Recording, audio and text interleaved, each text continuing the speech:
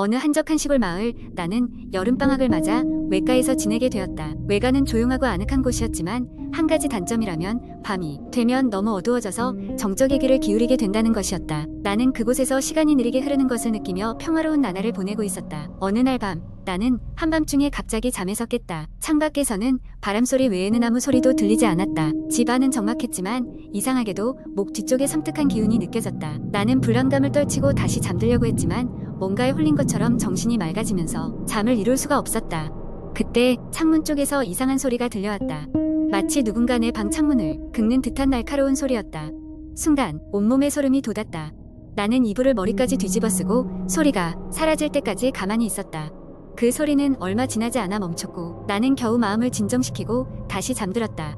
다음 날 아침, 나는 그 일을 잊으려 했지만 마음속 한켠에 남아있는 불안감은 쉬이 사라지지 않았다. 하지만 할머니께 괜한 걱정을 끼치고 싶지 않아서 아무에게도 말하지 않기로 했다. 며칠 후 나는 밤늦게까지 TV를 보고 있었다. 창문 너머로는 달빛이 희미하게 들어오고 있었고 바깥은 여전히 적막했다. 그런데 잠시 뒤 또 다시 그 창문 긁는 소리가 들려왔다. 이번에는 이전보다 더 뚜렷하고 길게 들렸다.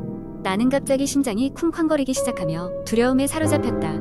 결국 나는 용기를 내어 창문 쪽으로 다가갔다. 창문을 천천히 밀어 열었지만 밖에는 그저 어두운 밤만이 펼쳐져 있을 뿐이었다. 나는 뻣뻣해진 몸으로 창문을 닫고 방으로 돌아올 때까지 몇 번이고 뒤를 돌아보며 혹시나 하는 마음에 주변을 살폈다. 외가에서의 마지막 밤, 나는 짐을 정리하며 이제 집으로 돌아갈 날만을 기다리고 있었다. 그런데 그날 밤, 나는 또다시 그 소리를 들었다. 이번에는 누군가 창문을 두드리는 듯한 분명하고 반복적인 소리였다. 나는 온몸이 굳어버린 채 가만히 소리가 잦아들기만을 기다렸다. 그때 나는 침대 아래쪽에서 무언가 꿈틀거리는 소리를 들었다. 큰 용기를 내어 무심코 바닥을 내려다본 나는 그만 비명을 지르고 말았다. 침대 아래에는 낡은 옷을 걸친 형체가 나를 바라보고 있었던 것이다. 얼굴은 어두워 알아볼 수 없었지만 그늘 속에서 반짝이는 눈은 선명하게 보였다. 뒤로 사정없이 물러나던 나는 옷장을 향해 달려가서 그 안에 몸을 숨겼다. 숨을 죽인 채 두근거리는 심장 소리를 들으며 문틈으로 밖을 살폈다. 하지만 아무리 시간이 지나도 그 형체는 사라지지 않았다. 얼마 후 밖에서 할머니의 목소리가 들려왔다. 괜찮니?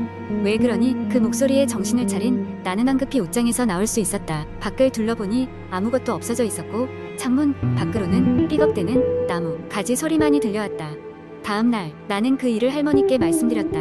할머니는 잠시 침통한 표정으로 나를 바라보시다가 조용한 목소리로 말씀하셨다. 너도 봤구나. 저 창문은 오래된 이야기들을 품고 있단다. 예전 이 마을에 큰 화재가 있었고 그때 많은 사람들이 숨졌어. 그 이후로 이따금 그들의 혼이 돌아와 창문을 두드린다고 하더구나. 나는 머리카락이 서늘해지는 것을 느끼며 다시는 그 창문을 열어보지 않기로 결심했다. 이후로 나는 외가에 갈 때마다 그 창문을 절대 지나치지 않았고 그 사건은 오랫동안 나의 기억 속에 남아 다른 누군가에게 절대 꺼내지 않게 되었다. 그러나 가끔씩 바람이 세차게 불던 날 밤이면 그 당시의 소름 돋는 소리가 어렴풋이 들려오는 것만 같았다. 두 번째 이야기, 한국 인터넷에서 흔히 볼 수 있는 공포 이야기는 주로 일상에서 벌어지는 미스터리하고 섬뜩한 경험을 다룬다. 여기서는 그런 이야기 중 하나를 길고 자세하게 풀어보겠다. 서울의 외곽에 위치한 작은 마을에는 오래된 폐가가 하나 있었다. 그 집은 수십 년 동안 아무도 살지 않았고 사람들이 그곳을 지나갈 때마다 소름 끼치는 느낌을 받았다고 전해진다. 카더라 통신에 의하면 그 집에 살던 한 가족이 원인 모를 화재로 집 안에서 전부 사망했다는 이야기가 전해진다. 하지만 이 사건을 기록한 자료는 어디에도 남아있지 않고 그저 소문으로만 떠돌고 있었다. 내가 그 마을을 방문한 건 여름방학 때였다. 외할머니 댁이 그 근처에 있었는데 어릴 적 여름마다 그곳에서 지내곤 했다. 이 마을의 친구들은 늘 그 집에 관한 이야기를 했고 우리도 호기심에 탐험을 하기로 했다. 어느 날 밤 우리는 손전등을 들고 그 집에 가보기로 했다. 집에 가까워질수록 이상한 냄새가 났다. 철거되지 않은 지 오래된 집이라 곰팡이 냄새가 날 거라 생각했지만 그것과는 달랐다. 약간 그을린 냄새였다. 우리는 집 앞에 서서 잠시 망설였지만 결국 대문을 밀고 들어갔다. 집 안은 우리 예상보다 더 황폐했다. 바닥에 부서진 가구 조각들이 널브러져 있었고 벽에는 오래된 신문 조각들이 붙어 있었다. 우리가 집 안을 탐색하기 시작할 때 갑자기 등 뒤에서 손전등을 든 친구가 비명을 질렀다. 뭐야? 그가 손가락으로 가리킨 곳에는 벽난로 위에 오래된 사진 한 장이 놓여 있었다. 먼지가 두껍게 앉아 있었지만 그 장면은 분명히 어린아이 2명과 부모님으로 보이는 남녀가 담긴 가족 사진이었다. 특이한 점은 가족들 모두 표정이 전혀 웃고 있지 않았다. 마치 이 사진이 그들이 남긴 마지막 유산이라는 듯했다. 우리가 사진을 자세히 들여다보던 그때 집안 어딘가에서 기묘한 소리가 들려왔다. 끼익거리는 소리와 함께 무언가 끌리는 소리였다. 우리는 순간 등골이 오싹해졌지만 호기심이 겁보다 앞섰다. 결국 소리가 나는 방향으로 발걸음을 옮겼고 그 방에서 우리는 경악할 만한 광경을 목격했다. 그 방은 아마 아이들의 방이었던 것 같다. 한쪽 벽에 작은 창문이 있었는데 그 창문 너머로 밝은 달빛이 새어 들어오고 있었다. 방 중앙에는 오래된 인형이 자리 잡고 있었다. 먼지가 수북하게 쌓여 있어 마치 움직이지 않은 지 오래된 듯했지만 잘못 들었는지 아니면 서울의 낡은 집 구조 때문인지 인형의 입에서 속삭임이 흘러나오는 듯했다. 도와줘. 그 순간 우린 서로의 얼굴을 바라보며 전율이 달렸고 더 이상 이곳에 머무르는 것은 현명하지 않다고 결론짓고 서둘러 그 집을 나왔다. 바깥으로 나오자 어둡고 음산했던 기운이 다소 가신 듯했다. 우리는 말없이 각자 집으로 돌아갔다. 그 이후로 다시는 그 집 근처에도 가지 않았다. 하지만 그날 밤의 경험은 우리 모두에게 오래도록 두고두고 회자되었다. 어쩌면 그 집에 얽힌 소문은 정말 사실이었을지도 모른다는 두려움 때문이었으리라. 그로부터 몇 년 후 나는 우연히 인터넷에서 그 집과 관련된 기이한 사례들을 접하게 되었고 그 이야기는 점점 더 신빙성을 얻어가는 것처럼 보였다. 가끔 친구들과 모이면 그날의 기억을 떠올리곤 한다. 비록 지금은 겁에 질리지 않고 담담하게 얘기할 수 있지만 그때 그 집에서 무슨 일이 있었는지에 대해선 여전히 미스터리로 남아있다. 이런 이야기는 대개 인터넷 커뮤니티나 게시판에서 반응을 이끌어내며 전해진다. 왠지 모르게 익숙하면서도 알 수 없는 공포에 빠져드는 거다. 이 이야기가 진실인지 아닐지는 알 수 없지만 누군가의 경험담이거나 그럴싸한 상상력에 산물로 오랫동안 회자되곤 한다. 세 번째 이야기. 어느 늦은 밤 나는 인터넷에서 흔히 볼 수 있는 괴담을 읽으며 시간을 보내고 있었다. 그런 이야기를 읽는 것은 나의 작은 취미 중 하나였다. 그날도 역시나 잠은 오지 않고 괴담을 읽으면서 신경을 곤두세우고 있었다. 그때 한 가지 이상한 게시물을 발견했다. 당신 주변에 보이지 않는 존재가 있다면 어떻게 하시겠습니까?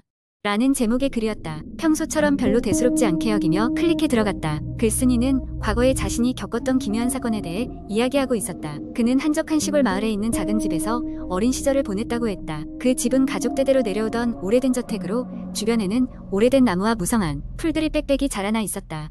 마을 사람들은 이 집이 얼마 전부터 무언가에 의해 저주받았다고 수군대곤 했다. 사람들은 그 집을 쉽게 찾지 못하게 되자 점점 잊혀져 갔다. 그런데 어느 날부터인가 글쓴이는 집 근처에서 정체불명의 울음소리를 듣기 시작했다고 했다.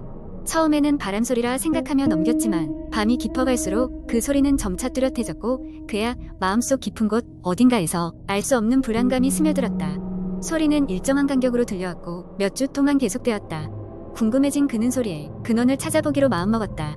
어느 밤 그는 후레쉬와 무기를 챙기고 소리가 나는 근처 숲으로 들어갔다. 다가갈수록 소리는 더욱 강렬해졌고 그의 심장은 두려움과 긴장감으로 미친 듯 뛰기 시작했다.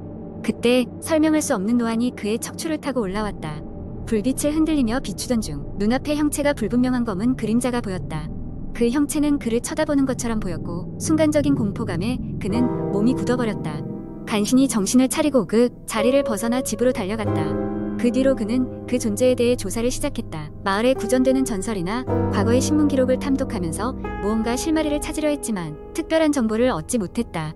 대신 마을 노인들은 그에게 두꺼운 양피지에 쓰여진 오래된 문서를 건넸다. 그 문서에는 그 집과 관련된 무시무시한 저주의 이야기가 담겨 있었다. 문서를 다 읽고 난 뒤 그날 밤에 그는 다시 한 번 그 소리를 들었다. 그러나 이번엔 소리는 다른 의미로 들렸다. 마치 도와줘라는 말처럼 그에게 뭔가를 전달하려는 듯한 절박함이 묻어 있었다. 그 순간의 글쓴이는 그 존재가 단순한 악령이 아니라 구원을 바라는 영혼일지도 모른다는 생각이 들었다. 그는 다시 숲으로 가서 그곳에서 기도를 올렸다. 그러자 소리는 서서히 사라지고 마치 누군가가 안식을 찾은 듯한 평온함이 주위를 감쌌다. 이후로는 더 이상 소리가 들리지 않았고 그 집 역시 더 이상 저주받은 집이라고 불리지 않았다. 하지만 여전히 그 마을에서는 그림자에 대한 이야기가 전해지고 있다. 그리고 나는 그 글의 마지막에 적혀있는 한 문구를 읽고 전율을 느꼈다. 그저 주의하세요. 당신 뒤에 그 존재가 서 있을지도 모르니까요. 그날 이후로 나는 혼자 있을 때 가끔씩 뒤를 돌아보곤 한다. 공기가 싸해질 때마다 누군가 나를 지켜보고 있는 건 아닌지 무심히 주변을 둘러보게 된다. 그것이 단지 상상일지 아니면 정말 존재하는 무언가일지는 아무도 알 수 없다.